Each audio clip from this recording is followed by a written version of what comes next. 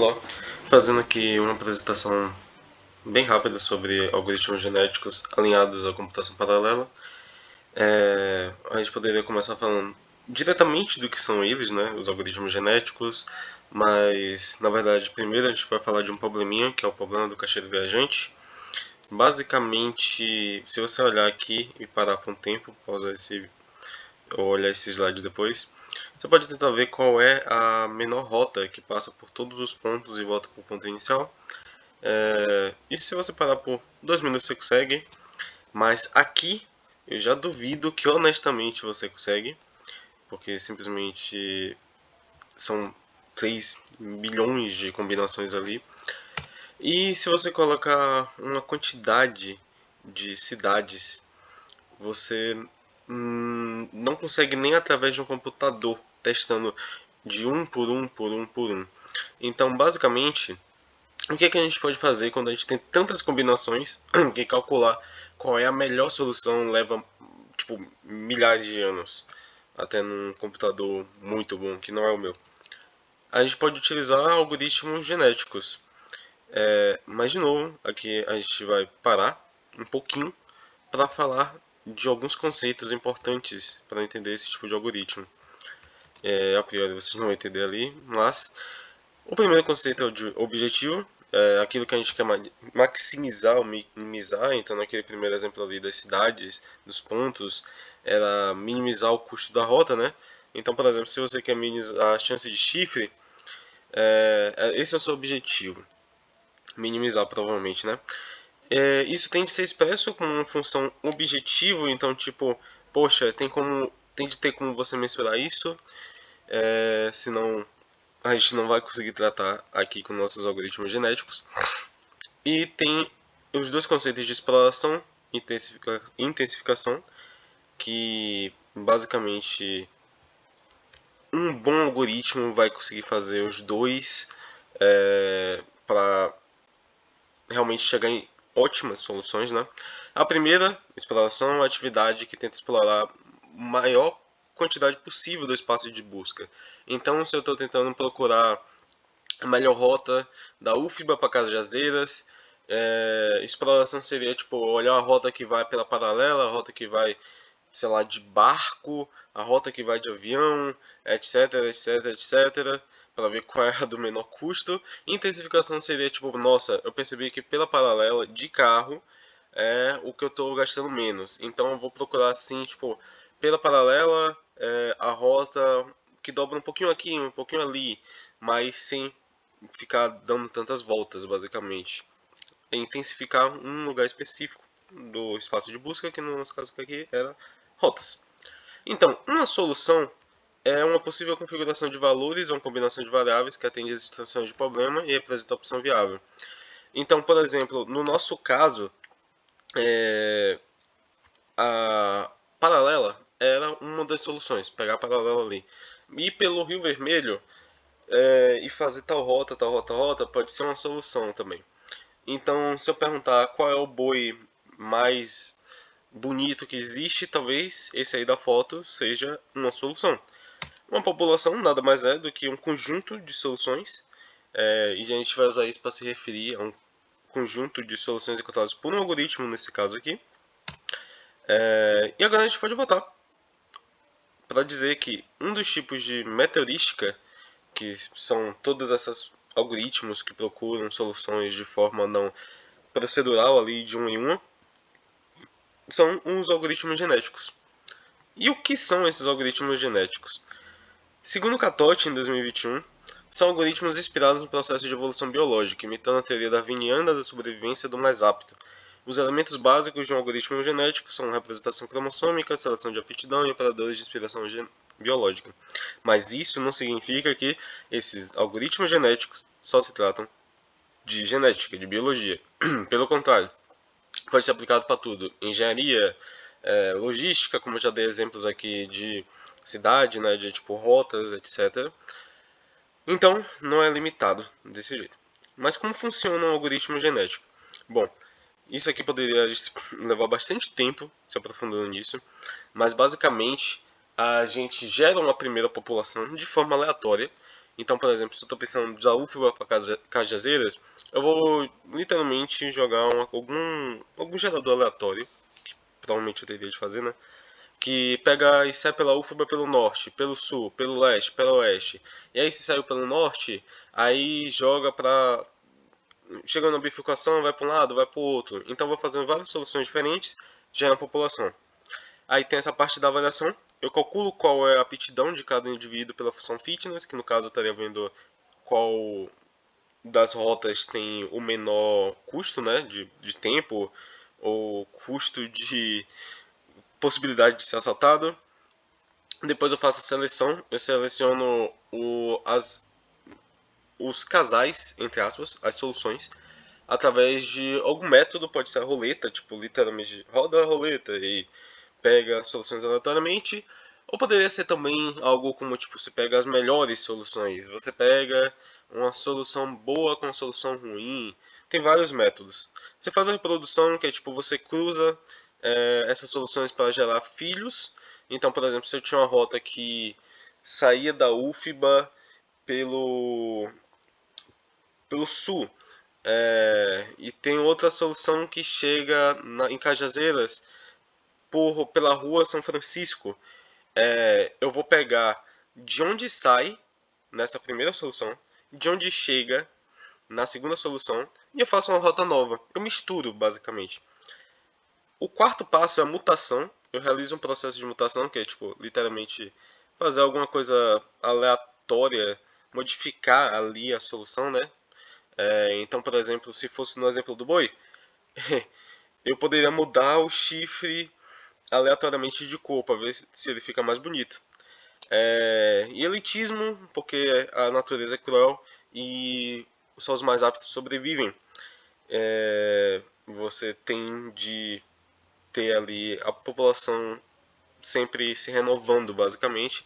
E geralmente você coloca o filho no lugar do pai se ele é melhor, basicamente. Ok. Dito isso, o que é computação paralela? Em geral, a gente não vai entrar muito nisso, a gente não tem tempo. Se trata sobre a quebra de tarefas. É um modelo de processamento em que várias operações são executadas simultaneamente, dividindo o problema em partes menores que são resolvidas ao mesmo tempo.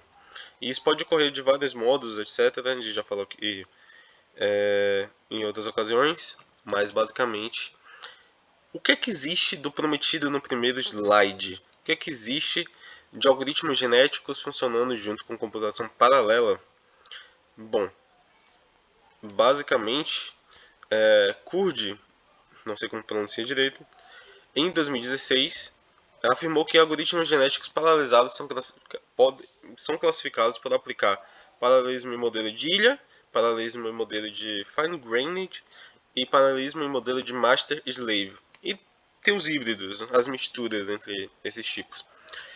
O que é um paralelismo em modelo de ilha? Então aqui a gente tem os bois, né, em ilhas, que perceba, aquela foto com a população de bois eu dividi e coloquei em ilhas diferentes. E se trata basicamente sobre isso. Eu pego a população, divido, coloco em threads, computadores, ou seja lá quais os recursos computacionais paralisados que a gente está utilizando, diferentes, e de tempos em tempos eu pego o melhor de cada subpopulação e faço ele migrar, faço uma cópia para outra, tá ligado? Então é basicamente, poxa, esse boi aqui é muito bonito, então pego ele dessa ilha e levo para outra. Só que como aqui a computação não é um boi de verdade, eu posso simplesmente fazer uma cópia dele e jogar na outra ilha e tirar dessa ilha o boi que for mais feio. Um bom exemplo desse modelo é o IPGA, Ireland Parallel Genetic Algorithm. Ele tem alguns problemas, né? E que são meio que também do próprio modelo. Que primeiro, a performance acaba dependendo muito, muito, muito de configurar corretamente essa etapa da migração, porque tem a questão da sobrecarga da comunicação também, tempos de espera em sincronização entre ilhas. O que isso significa? As ilhas, na realidade, são recursos computacionais paralelos, diferentes, mesmo que dentro do mesmo computador. Se você vai comunicar de uma ilha para outra, significa que você precisa ter alguma coisa que está ali gerenciando essa troca, né? Então isso implica em uma possível sobrecarga.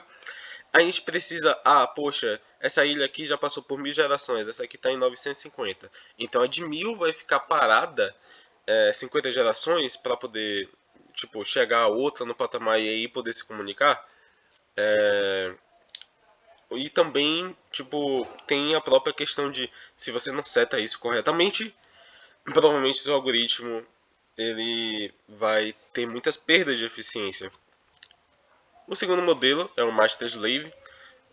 Esse termo existe em outros lugares e aqui meio que também ocorre desse jeito, que é um nó, ele passa funções, passa atividades para os outros, né?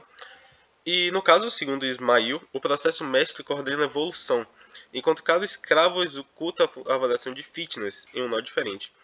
Depois, o mestre coleta os resultados e faz a seleção. O que isso significa? Quando a gente falou ali rapidamente atrás sobre fitness, sobre avaliação, é um processo que pode levar tempo. Poxa, como é que você define se um boi é bonito ou não? Você precisa dar uma nota, digamos assim. E você tem, sei lá, 5.000 bois. Imagina se você vai de um em um, vendo se ele é bonito ou não. Em vez de, tipo, você conseguir jogar para 5.000 pessoas diferentes, sei lá, não, isso é muita gente. Para 20 pessoas diferentes, que seria, por exemplo, 20 nós, 20 computadores, 20 threads diferentes, tá ligado? Você consegue ter um nó que gerencia a parte mais simples, a parte de literalmente dar função para os outros, enquanto essa multidão de outros nós faz o trabalho pesado. Então, basicamente, ele fica nesse ping-pong de manda a tarefa para todos e aí recebe e lida com essas novas informações. Um exemplo desse tipo de algoritmo é o MPI-PGA. PGA significa Parallel Genetic Algorithm. E, poxa, a primeira sigla já come ali tudo, né? Message Path Interface Based. Então, tipo, isso tem a ver com o que a gente vai ver da parte de hardware depois, né? O MPI. Tem uns certos problemas. O primeiro é o balanceamento de carga. Tipo, poxa, se você passa por um nó, uma carga maior do que para outra, isso vai dar problema. Tem o tempo de espera em sincronização, porque se o nó mestre passa para o primeiro, passa para o segundo, passa para o terceiro, até talvez ele dar a volta, já pode ter desincronizado, então tem de lidar com isso. Tem escalabilidade limitada, que tipo, ela vai ser limitada pela eficiência da comunicação, se parece um pouco com a dinâmica de ilha também. Bom, por último, nesse tópico, a gente tem o paralelismo em modelo Fine Grained, que você pode ver ali os bois, um boi em cada processador. Basicamente, segundo o Lean, 1994, isso é algo antigo já até, cada indivíduo é atribuído especificamente a um processador diferente. E as operações de crossover, mutação, avaliação de fitness, etc, etc, podem ocorrer simultaneamente em vários processadores. No caso, vai ocorrer.